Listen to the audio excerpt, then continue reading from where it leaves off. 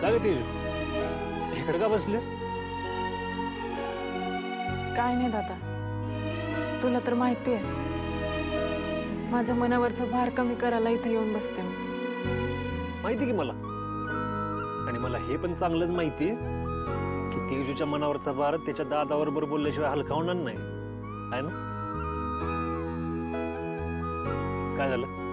दादा, मला हे सगळं झेपल का नाही प्रश्न पडला. आई होण्याचा निर्णय मी खूप विचार करून घेतला होता, पण आता असं वाटतंय हे एवढं सोपं नसणार आहे. तुमच्या सगळ्यांच्या इच्छांना मी न्याय देऊ शकेन की नाही याची रुखरुख सतत माझ्या मनाला लागली. अरे देवा, केवढं मोठं टेन्शन आलंय आमच्या तेजूबाईला. आता हे प्रश्न कसा सुटायचा ग? दादा, तू जसं म्हणल्यावर मला यातनं बाहेर कोण काढणार?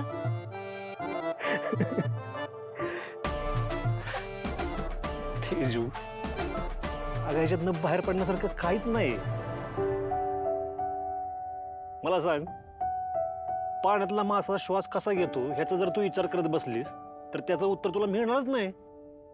त्यासाठी तुला त्याचा जन्म घ्यावा लागेल ना.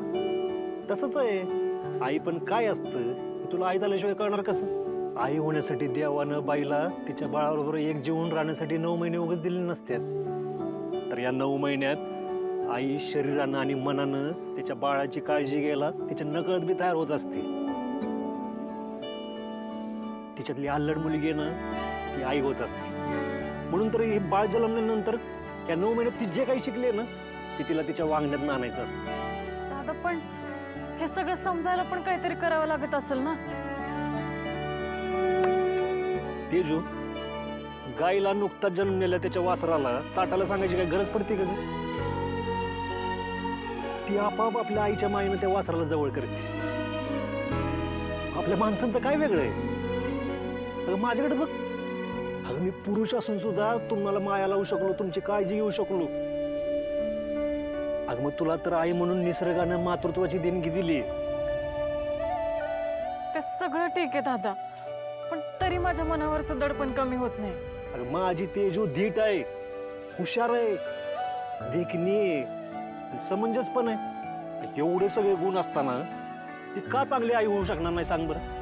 हं? तेजू, तुझ्या बाळांना तुझा अभिमान वाटला पाहिजे अशीच आई होणार आहेस, लक्षात ठेव. काय आता चल, या पडलेल्या चेहऱ्यावर हसवान बघू चल, नाहीतर मला रात्रभर झोप येणार नाही बरं का? नाही दादा, मी ठीक आहे आता.